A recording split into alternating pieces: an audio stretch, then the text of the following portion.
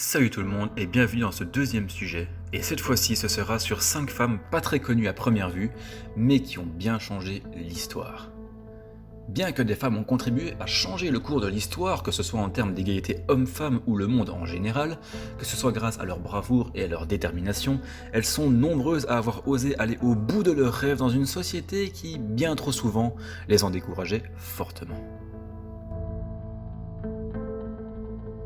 Ada Lovelace est une pionnière de la science informatique. Sa mère, qui adorait les mathématiques, fit en sorte que Ada reçoive une éducation approfondie en mathématiques et en sciences, ce qui était très rare dans les années 1800 pour une jeune fille.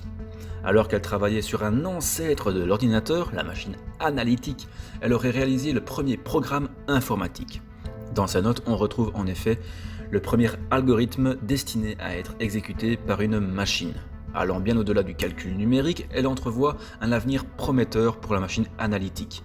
Elle sera considérée par ses contemporains comme une visionnaire et aujourd'hui comme la première programmeuse de l'histoire. Alors je m'excuse déjà pour la prononciation du nom, mais Tomoe Gonsen est une rare femme samouraï, et oui, elle aurait marqué l'histoire du Japon. Les livres relatant de ses exploits racontent que Gonsen combattit au prix de son mari, ou amant selon les sources, Minamoto no Yoshinaka, au cours de la guerre de Genpei. Si beaucoup de femmes de l'époque savaient alors manier la naginata, cette arme-là, Tomoe avait la réputation d'être particulièrement adroite. En plus d'être douée pour l'équitation, le tir à l'arc, le combat et le kenjutsu, le fameux art de sabre japonais. Samouraï de haut niveau, donc, elle aurait également été extrêmement respectée des hommes jusqu'à être nommée capitaine durant la guerre, menant valeureusement ses troupes au combat. Gozen est devenue au fil du temps une véritable légende aux yeux des Japonais. Certaines histoires à son sujet allant même jusqu'à dire qu'elle aurait été la réincarnation d'une déesse des rivières. Si ça c'est pas la classe. Vera Rubin est une astronome qui a osé affronter un monde d'hommes pour aller jusqu'au bout de ses idées et de sa passion pour l'univers.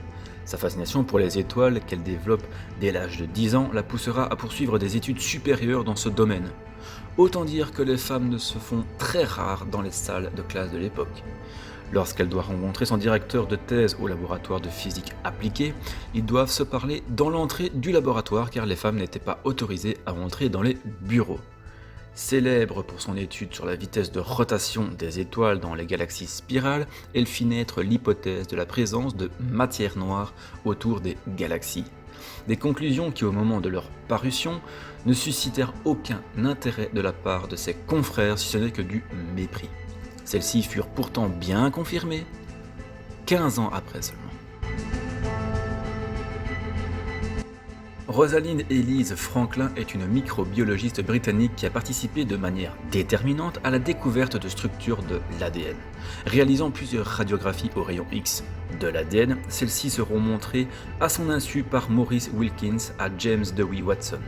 Ce garant de la découverte de la structure de l'ADN, Watson, Francis Crick et Wilkins obtiendront le prix Nobel de physiologie ou de médecine en 1962.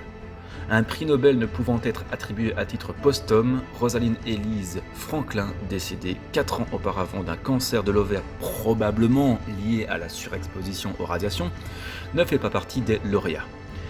Dans leur discours, Crick et Watson ne rendront même aucun hommage au travail de Rosalind Franklin. Seul Wilkins mentionnera son nom indiquant qu'elle avait apporté une contribution précieuse à l'analyse aux rayons X. James Dewey Watson minimisera à nouveau la contribution de Rosalind dans un livre qu'il publiera des années plus tard, ce qui lui sera vivement reproché parce que Rosalind Franklin est depuis une icône féministe dont le génie est aujourd'hui honoré. Alors âgée seulement de 24 ans, Margaret Hamilton se fait engager à titre de programmeuse au sein du prestigieux MIT, un milieu alors encore bien plus masculin qu'aujourd'hui. Elle y bouleversera toutefois bien plus que l'ordre établi. Dans le cadre du programme Apollo, elle devient une experte des systèmes de programmation et, un peu plus tard, responsable du programme informatique embarqué à bord des futurs vols de missions spatiales. C'est d'ailleurs grâce à son travail et à son talent en matière de programmation qu'Apollo 11 parviendra à se poser sur la Lune. En effet, 3 minutes avant que le module lunaire Apollo se pose, de nombreuses alarmes informatiques se déclenchent. Mais son architecture fixant les priorités des programmes permet à l'ordinateur de se maintenir et à l'engin de se poser. Et voilà les amis, c'est déjà la fin de cette vidéo. Si le sujet vous a plu, n'hésitez pas à vous abonner, activer la cloche, mettre un pouce bleu et surtout la partager. Moi je vous dis à la prochaine pour un autre sujet. Et attention, regardez surtout bien la miniature pour découvrir le prochain sujet. Ciao tout le monde.